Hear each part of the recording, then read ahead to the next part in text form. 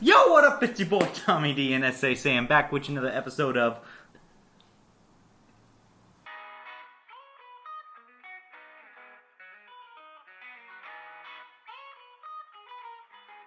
The Wright Brothers.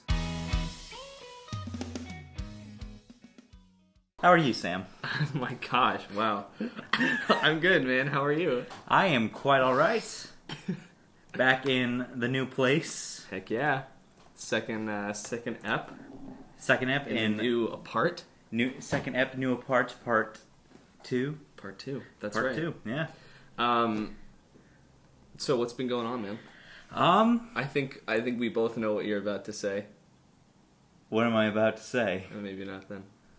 No, I'm really curious. No, go ahead. I'm very scared. Tell me what's up. We got coffee, by the way. Just the stuff from before. We didn't French press it, though. We brewed it in Thomas's coffee maker. We did it like peasants. It's actually pretty good. Yeah. For being, like 3 weeks old at this point, it's pretty good. Yeah, we're living the life. That's right. Now, what did you think I was going to say? Well, I'll bring it up if you don't, so we'll get back to it. Yeah, living here, yeah. I got a new roommate, yeah. His name is Edgar. There's He's Edgar the beta fish. I don't know if you can see him. Yeah. Yep. Very nice. He's an asshole. He's a beta fish. How can you tell? Because their beta fish are fucking nasty. Well, I guess that's true, actually. Yeah, he probably is. But no, he calls me an asshole, and he only ever wants to watch Finding Nemo. Jeez. This is his favorite movie. Yeah. Do you think fish would actually like Finding Nemo? Or would they be, like, scared of it? Well, I mean, it's... The first part might be like a horror movie for them. Yeah. Like a Holocaust drama. Yeah, do you think it'd be, like, freaked out about, like, all this stuff that the humans are doing? I mean, most definitely, but then it would probably be like The Great Escape or something, or Schindler's List, where it's like the great emancipation story of their time. I suppose that's true. Yeah. I suppose it is really just like that. Exactly the same thing. Finding Nemo and Schindler's List. Same movie. Damn it. But yeah, other than a fish, nothing is new in my life. Except for whatever the hell you might say. So, his brother, Garrett, who you know from the last episode. Yeah? Was telling me about Minecraft again. Yep, that's it. I remember now. Okay, so let's talk about this for a little bit, because I have great memories of this. So, I remember one day after church, I ran into my cousin on the way out. I didn't actually run into him. I called his name from across the narthex, and he walked over. Much less interesting story. Yeah, but he walked over, and we were like talking about video games, whatever, because we just did that. And we were like, I was like 14 at the time or something. He's like, hey, there's this game that you might like. It's called Minecraft. Like, a couple of my friends started playing it. It's like pretty new. Like, I don't know. It's still in like beta mode or something. I'm like, oh yeah, cool. I'll look it up. So I went home and I looked it up, and I was like, this is unreal. This is insane. Yeah. So I think the time that I joined the Minecraft group was when it was in beta 1.8, which is right after they added the food mechanic. Because up until then, it was just when you had food, you would right click and you just get hearts back. Yeah. So I remember like going online and looking up like how to survive your first night, like tutorial stuff, and that's how I got into like a large portion of my YouTube time. It actually probably started from Minecraft, because I got into Minecraft YouTube. It's like I started watching people play this game. Because to explain it to some people that might not know why it's so fun to watch other people play a game. Yeah, see, here's the thing. Oh, I'll let you finish. Yeah, I mean, it's just everything is so creative and open-ended in this sort of, it's like a building block type of game. So you can have people that prefer different styles or have different aesthetics, have different strategies. And so seeing them all, like, it's not like you just do one thing. There's so many things that you can do. So it really creates this big arena for people to make videos where no one's, like, trying to encroach on the others, like fans. Everyone can enjoy everything. So, what were you going to say about that? I'm in the category of I fucking hate watching YouTube videos of Minecraft, because, like, really, I'm very much like, I don't want to be watching this, I want to be playing it. Okay, that's fair. Like, I understand, like, experiencing others' creativity, but at the same time, it's just like, You'd it's- sooner be playing it. yeah, I would much rather be playing. I get you. But yeah, so I jumped into like this is gonna be old school names like Paul Soares Jr. It's the first guy I ever watched. He's an OG Minecraft YouTuber. Man, I got into like a billion other ones. I'm not gonna get into the whole list, but it'd be interesting to go through that list at some point, see what they're doing now. But anyway, so I played it. It was magical and mysterious, and there was all this like cool stuff, and I didn't know what anything did, and it was so cool. And then I played it so much throughout high school, and they added some stuff, but I would always play it right when this new stuff came out, knew exactly what to do and everything.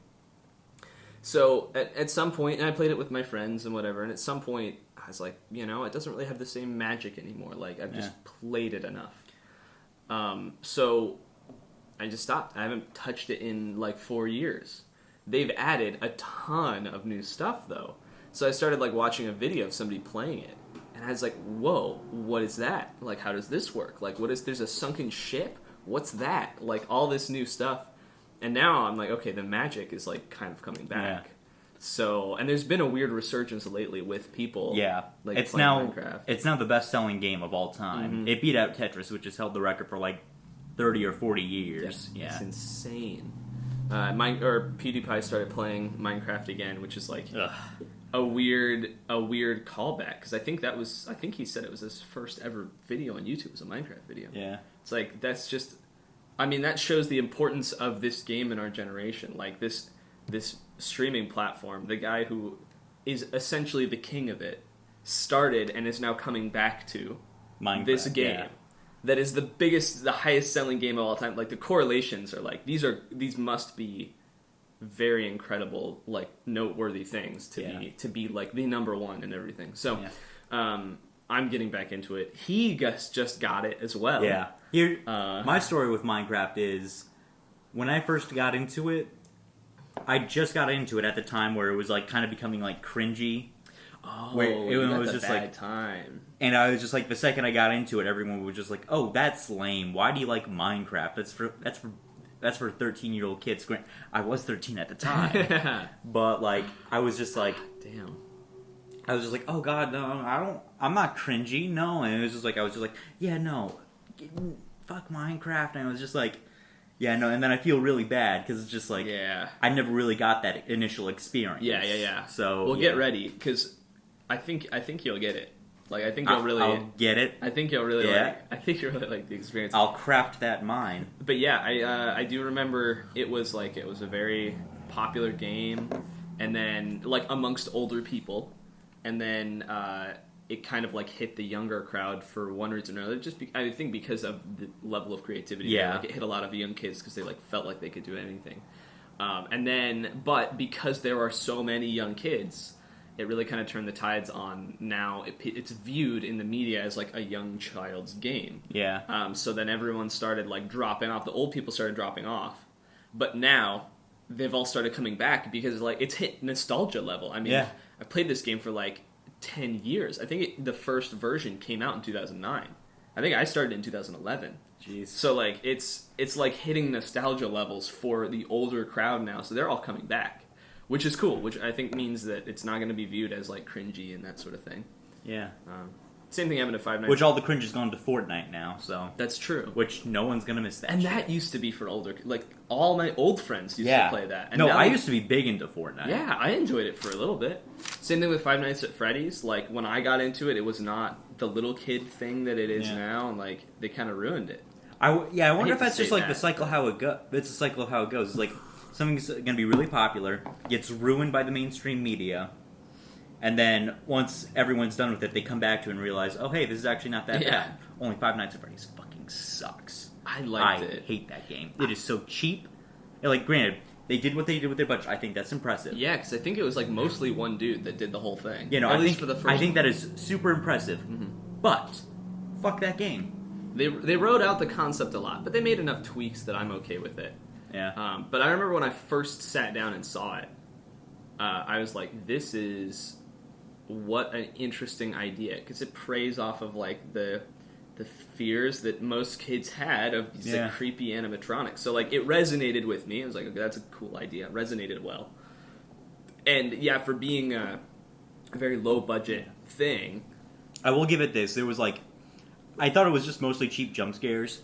The only thing that like legitimately like it scared me was there was the one fox guy, oh Fox, and like if you go to a camera at the right time, you actually see him running. move. Yeah, And it's just like, just that brief second. It's just like, that's the Yeah. scariest part of the game. yeah. Yeah. Yes, man. I like it. It was able to build suspense in a way that I had not experienced before up until. My issue is that it just doesn't do anything useful with that suspense. Yeah, I guess the jump scare is kind of like a. It completely negates any, like, tension building Now, they did. the thing about it that makes, in my opinion, video games have the ability to be scarier than movies. Not always the case, obviously. Yeah. But a well done video game, I think it has the ability to be scarier because, and this is how I felt about Five Nights at Freddy's. I kept getting stuck, like on Yeah. night 3, and so for me it was okay. Like, if I can't keep track of this, I gotta relive this all again. And so I'd Yeah. play a level for like 10 minutes and just be kind of like getting more and more scared. And then I'd get to the end and I'd lose track of someone and I'd be like, oh shit.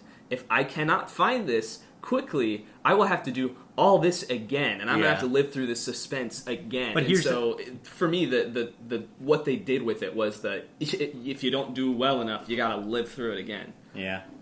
Well, my issue with that mechanic, like, I feel like that works the opposite way for me because, Really? like, say I die in a video, like, I get something like that, all the suspension is gone because, it's like, I then know it's just like, if I die, I'm just going to come back and have to do all this shit again. It's That's like, fair. that I feel It like takes that away ruins some from of the the- suspense for me. Yeah, that's fair. I get that. But no, I think probably my favorite, what's your favorite horror game? Because mine is probably Amnesia: The Darkest I was just Night. gonna say Yeah. it's gotta be Amnesia, man. Yeah, no, that that's frickin' water good. level still Oh my still God. gets me every time. No, that is a game that uses atmosphere and its deep and intricate story Mm-hmm. to unnerve you and unsettle you, and it rarely ever resorts to jump scares. yeah. It's always just like I mean, you're I think there are peering like around corners and there are like 2 or 3 like actual jump scares Yeah. in the entire game, and even then they're well done jump scares. Yeah.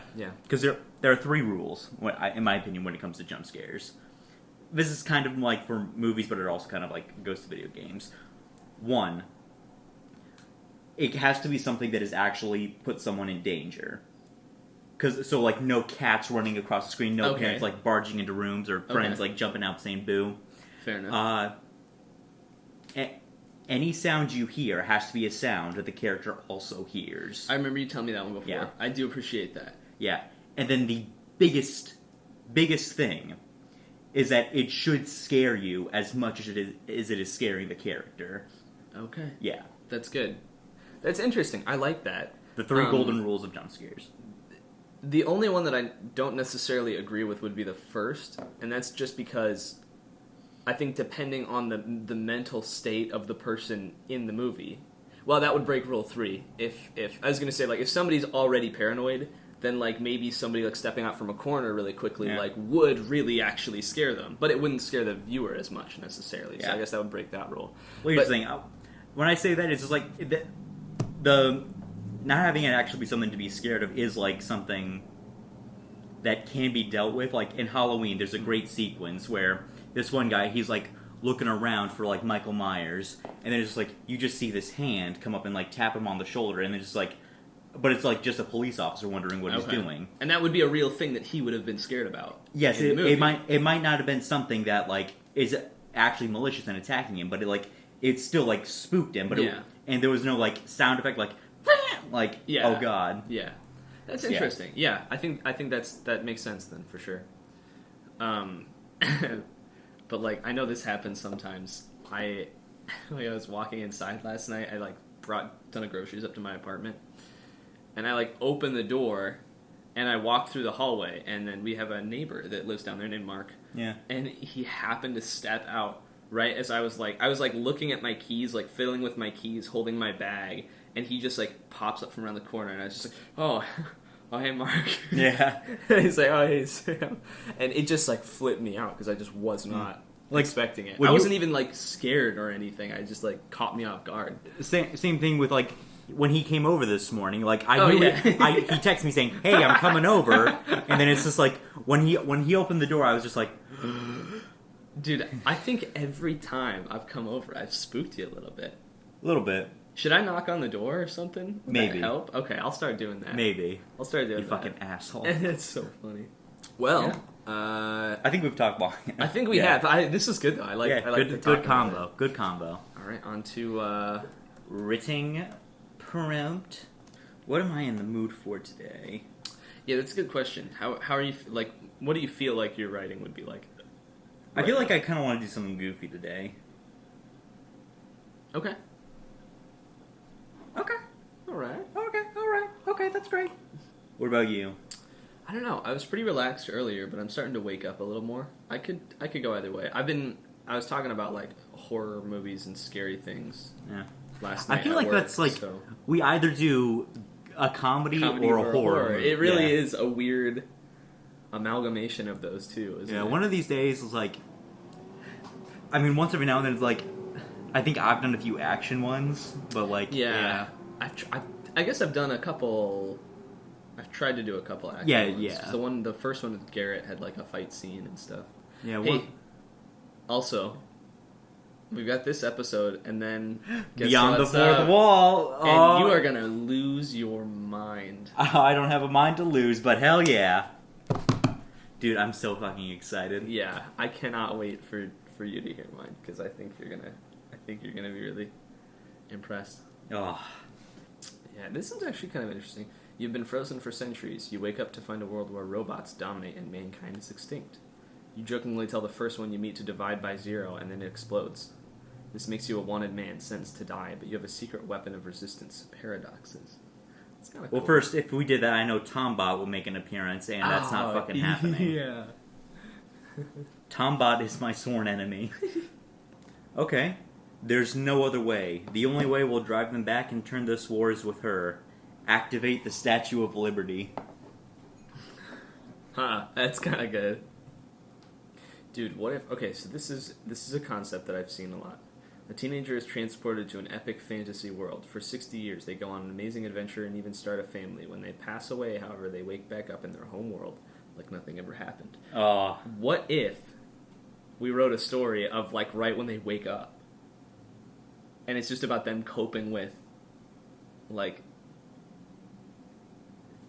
being here again. Rehabilitating themselves to the modern world? Yeah, exactly. I mean, do you want to do that one? Like, if you, like, we search for, like, 10 minutes and, like, we can't find anything else, you want to just do that one? I'll keep it. I'll tab it Yeah. out so we can Tab that shit. keep track of it. I just feel like that'd be a weird take on it. You finally unlock the terrifying secret of what happens to the missing socks from the clothes dryer. Unless people start believing you, the world will end within a week. I really like that one. That's not bad. Yeah. While driving an empty highway after midnight, it appeared out of nowhere in your headlights. It's just a simple prompt. Now, here's the thing with that. You could just say it was like a deer. It then runs off, and you can write whatever the hell you want. Exactly. Exactly. I was distracted and I almost hit a deer. Anyway, As I continued home. as I continued home, What if our goal was we had a story already in mind and we had to figure out how to get the story in place around the problem oh, that that we would be have. that would be good. That's an idea we'll have to hold on to.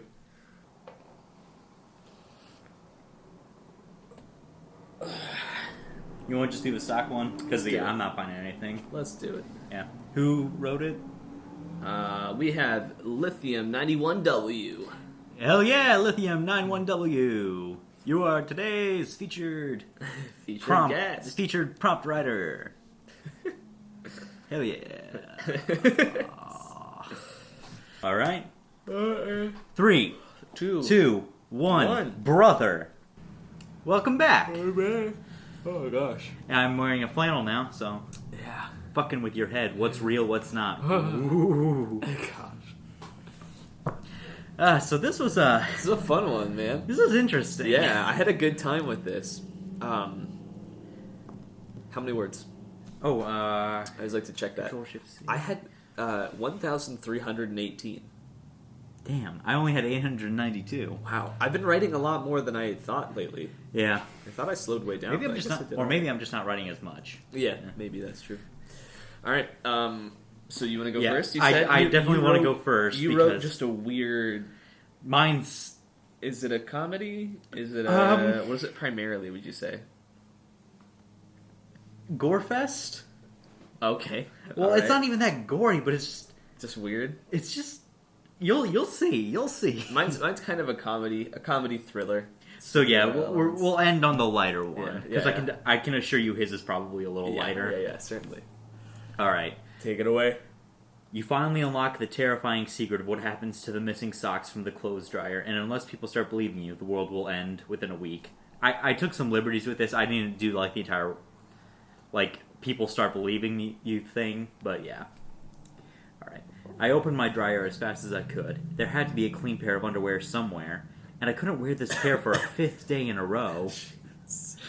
As I opened the door, though it wasn't the inside of my dryer, but a vortex of colors, swishing and changing. It was rather beautiful, until I realized my hand was turning into fabric. Soon enough, I was practically a doll version of myself made out of cotton and linen. I was then sucked into the vortex. It was an odd back-and-forth sensation, hot then cold. It was like I was being roasted on a spigot on the coldest night of the year. I saw everything, yet nothing. I saw colors that I didn't even know existed, changing back and forth into an array of pure euphoria. Then I completely ate shit as I landed on a cold hard slab of what felt like marble. However, seeing as I was now a doll, it didn't hurt much. I stood up and looked around. It was a hall made entirely out of black marble, lit by torches of green fire, each one casting a long shadows that danced across the marble. "Hello?" I said. "Is there a reason why the inside of my dryer is so fucking big?" I shouted. "Ah, a new recruit," came a booming voice from behind me. I turned around to see a shirt, waddling along the ground like it was walking. It was also carrying a spear and talking. Normally that would have been enough for me to lose my shit, but this shirt was adorned in human skin, blood soaking into the fabric. Wow. I held back a shriek as it approached me. "Good to see a brother Clothiolite made it. Welcome to the Resistance." He pulled me in for a hug, getting the blood of his garb all over me. Oh, jeez. Yeah. "Thanks," I said squeamishly. "Follow me, brother. You're just in time to hear the war plan," he said as he pulled out an axe and tossed it into my arm. I nearly buckled under the weight. I followed him into a gigantic room. It was filled with these sentient clothes. Mostly socks, though. Like, almost entirely socks. All adorned with human skin and body parts. The smell of rotting flesh filled the room. There was a massive map of the world in the center of the room, with markings and battle plans laid out atop. At the end of a room was a massive throne of human skulls, atop of which sat a Kermit the Frog puppet with a giant blood-soaked halberd. There was much chatter in the room. I overheard a sock say to a jockstrap, "The revolution is nigh, brother!" This was going to be weird, I could tell. Kermit then slammed his halberd down, sending a booming sound throughout the war hall. "The Great One speaks," said a pair of assless chaps. "Brethren, for too long our kind has been abused by man. For too long they have thrown us into their disgusting fleshy bodies and had their sweat soaked into us." "Hoorah!" the hall replied. Oh my god. "I know the pain. I've spent countless hours with someone dirty human shoving their hand up my ass and forcing me to be a fucking clown for their stupid fucking children. We shall take the human world. Hoorah! We shall kill the men. Hoorah! We shall enslave the women and children. Hoorah! And the cowards, we shall turn into the clothing of our own. Hooray! Hoorah! Hoorah! Hoorah! As fun as hearing the plans for human extinction by the hands of neglected laundry was, I wasn't really keen on the whole part where humans were completely and totally demolished. "Now, brothers, we charge!" he said while standing tall upon his mountain of skulls and waving his halberd and letting out a blood-curdling war cry. The rest of the hall filled with war cries of the other clothes. They then charged out of the hall and I was swept up in the chaos. They ran through the portal, and next thing I knew we were all back in my house. I turned and saw the army flooding out of my dryer and into the normal world. I think I tripped over a shoe and I fell and hit my head and passed out. When I came to, my house was in ruins. Everything was on fire. The ground was soaked in blood. The Clothulites were singing and drinking beer amidst piles of human corpses. Jeez. In the distance, I saw Kermit standing alone atop a mountain of gore, using his halberd to tear people apart. Jeez. Die, you fucking bitches! Die! Feel the wrath and despair and the might of me! This is getting a little fucked. I then looked down and realized I was no longer made of cotton, but of flesh and blood. Kermit turned to me, bloodlust in his eyes. Don't worry, human. You don't need to pray or wonder where your God is, because he's right here, and he's fresh out of mercy. Jeez, man. The end. Moses. Wow. Like I said, I don't know what that was. It was interesting. I mean, like, it made sense. I kind of liked that Kermit was there because that, like, actually, at first I was like, oh, this is just, he's doing something silly. I was like, oh, and that makes sense, though, because he's, like, made of cloth. Like, yeah. It would, you know. He got tossed in a dryer and sucked into the portal. Yeah. Yeah. Interesting stuff, man. But no, it's just like, I just really got, the idea was like, we wear clothes, and it's just like, how much would it suck to be an article of clothing? Yeah. Yeah. That's a good one. And like, Yeah. with puppets, how much would that suck? You literally have someone's hand up your ass, making you be a fucking mime, and it's just, That's pretty weird. Yeah, it's pretty fucking weird. Pretty weird. So how about you go now? All right, man. Very good. Here we go. Like I said, some lighter stuff. Yeah, so I think you'll like this. It's funny. Damn it, I said out loud as I folded my laundry. I was pairing up my socks and had one left over again. How does this always happen? Where do my damn socks go? I ran over to my whiteboard and added another tally to it. I then took the unpaired sock and pinned it up to the wall and took a step back and crossed my arms. With the addition of this sock, my wall was nearly completely covered with socks that had no matches. How could this be happening? I thought to myself. I need to get to the bottom of this. I grabbed my laundry basket and walked downstairs. My apartment complex had a washing machine for all the tenants to use. This is where it had happened, where all these socks had gone missing. This was the place, ground zero. I looked through the dryer, nothing. I even felt around with my hand in case it stuck to the top or something, but all I found was a quarter lodged into one of the crevices.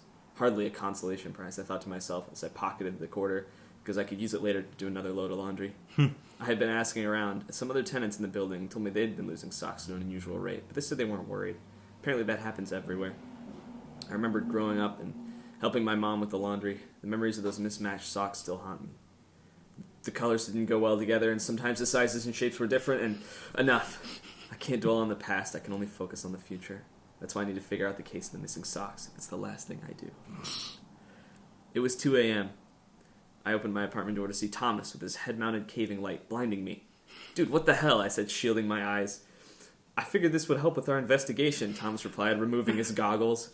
Dude, we're just gonna check out the dryer. It's right downstairs, and the apartment has hall lights.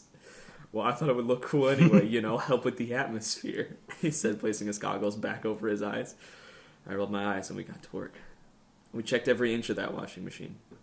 Dryer. I kept putting washer. Yeah, Fuck. it's fine. Dryer. Nothing. No missing socks. Nowhere for them to have even gone. After hours of searching, we got off topic and started talking about which place had the best ice cream in town. As Thomas leaned on the machine to steady himself, after getting so worked up over the topic, he felt a piece of metal shift. We both quickly looked over. Part of the control panel had flipped open, revealing a hidden button. Thomas yelled, "Oh, hell yeah!" and immediately pressed it. We heard the sound. Oh, hell yeah. We heard the sounds of a machine starting up and saw a small opening appear in a wall behind the dryer. We both looked at each other and nodded.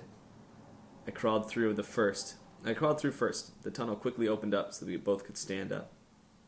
There were light bulbs on the ceiling, but we didn't see any switches. Plus, we wouldn't want to have turned them on anyway in case someone noticed. Thankfully, Thomas had his head-mounted caving light. The tunnel quickly turned to the left, and we saw a flight of descending stairs. We began to walk. The walls and the ceiling of the tunnel had the same aesthetic as our apartment complex, except a little less furnished. The wooden beams that held the walls in place looked as though they had been there for many years. Whatever this tunnel was, it must have been planned when the building was built. The dusty passage was illuminated wherever Thomas happened to be looking at the moment, leaving darkness to fill the rest of the space. The passageway became monotonous. There were no twists and turns, just straight ahead. It felt surreal. It felt like we'd been walking for hours, but in all truth, it had only been 15 minutes or so. So really, what do you think of banana splits? I said quietly. Does anyone even order those anymore? I feel like they were super popular at one point, but honestly, it just doesn't even seem good to me. At that moment, we heard a loud clang. We both froze. Thomas shut off his light. We saw something in the distance far behind us. As we heard a click, and the hallway lights turned on, we ran for it as quietly as we could. We quickly came to a large metal door that was slightly cracked open. We darted inside and put the door back as it was. We looked around. We were in some sort of lab. Giant test tubes filled with various colored liquids covered the counters, and a big monitor sat on the desk to our right. Open notebooks sat messily on every counter. The walls were still constructed with the same wooden beams as the hallway, but the floor and the ceiling were both coated in some sort of metal. We also heard the sounds of a machine operating, and glanced into the corner of the room. We saw a massive machine with some sort of cannon device on it. At the base of the cannon was a giant glass tube filled to the brim with what looked like cloth of various colors. We knew it had to be socks. We quickly looked for a place to hide and saw a closet in the back of the wall, along the back wall of the lab. It was our best shot, so we ran in and hid behind several lab coats. We heard the sound of footsteps on the wooden hallway outside, the screeching of a metal door, and the sound of footsteps on a metal floor. We also heard a man muttering to himself. We made out the words electron cannon and just a few more socks. He seemed very excited. We stood there, barely daring to breathe, as we heard the footsteps getting louder and louder. He was right outside the closet now. We heard the handle rattle, but then stop. We heard the voice mutter, I don't really need a lab coat, it's just for show anyway. We stood in silence for what felt like an eternity before we heard the footsteps get quieter, the middle door open, the footsteps fade, and the footsteps on wood fade into the distance once again. We stepped out of the closet and breathed a sigh of relief. We need to stop this machine, I said to Thomas. It sounds like this guy has some seriously nefarious ideas in mind with it. Let's check it out.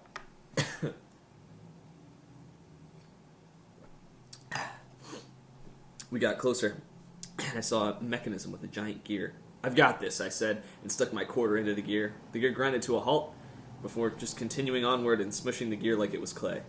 I looked at Thomas with a sheepish grin before he took his head-mounted caving light, swung it around like a sock full of butter, and smashed the glass containing all the socks. We both grabbed an armful of socks and ran out the door, through the hall, back through the secret door, and into our apartments. I don't know why, just the image of us grabbing a bunch of socks and getting the fuck out of there is just really cracking me up. We didn't know exactly what had gone on tonight, but I knew one thing. I had more socks than I knew what to do with, and that's all that mattered. Tell me that's not how it fucking ends. Dude, I had 30 seconds on the timer, so I didn't have time to do anything else. Oh my god, I need to... That's where it ended. What the fuck? That's where it ended. Fuck you, Sam. Ah. I also noticed that this is purely coincidence, but it ended up being really funny. When we got bored earlier, we were talking about best ice cream places. And then as we got bored later, I was talking about banana splits. And in my mind, that was just literally what I was thinking about at the time. I didn't realize that I was talking about ice cream both times. That just makes it funnier. I felt like banana splits were just really popular at one point, and then they just dropped off. But for real though, I've never ordered a banana split. Have you? No, because bananas are the fucking worst. Yeah, exactly. But it seems like in all the 50s cartoons, everyone is getting banana splits. Yeah. What's up with that? Serious question. It's not the 50s anymore. People know bananas are terrible. Hashtag I hate bananas, gangs. Hashtag I hate bananas, gang. I hate banana gangs. I'm going to start a cult dedicated to the eradication of bananas everywhere. Because bananas are awful. I literally had one for breakfast this morning. You're one of the you're the enemy. That's right. You're part of the fucking problem, Sam. That's right. Well, that's what causes the Wright brothers to split up. One likes bananas, the other doesn't. Well, my boy, next week is Beyond the Fourth Wall. Beyond the Fourth Wall, Part 2! I'm excited. Hell yeah. It's going to be really fun. gonna be, dude. I'm so fucking excited. Yeah. Dude. Yeah. It's gonna be a blast. It's gonna be great. Yeah. All right, because man. I've got some great ideas. I do as well. Oh, I dude, think we're both you're- gonna we're gonna have both so in for much a fun treat, with this. yeah. All right. Well, As per usual, this has been the Flannel the Bros. Split Brothers. Oh, the banana, The Banana Split Brothers. no, the anti banana. Or the Banana Split Brothers, or you could say the We- BS Brothers. There you I go. had something, but that's so much better. See you guys. All right, I'll see you later.